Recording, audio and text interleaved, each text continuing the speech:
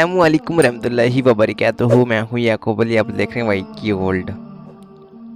नींद ने आने की दुआ तर्जुमे के साथ आपको बताने वाले हैं, यानी कि अगर आप सोते वक्त आपको नींद नहीं आए तो आप लोग ये दुआ पढ़ें। तो आइए शुरू करते हैं आज की इस वीडियो को।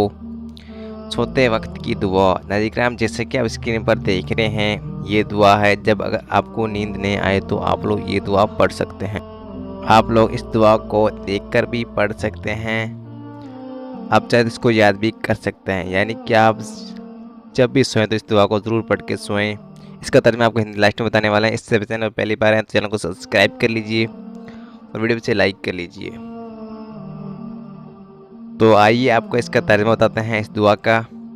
तो आप चाहे तो इसकी स्क्रीनशॉट लेकर भी इसको याद भी कर सकते हैं आप इस दुआ को। तर्जुमा। ए अल्लाह, सितारे दूर चले गए और आँखें ने आराम लिया, और तू जिंदा है और कायम रखने वाला है।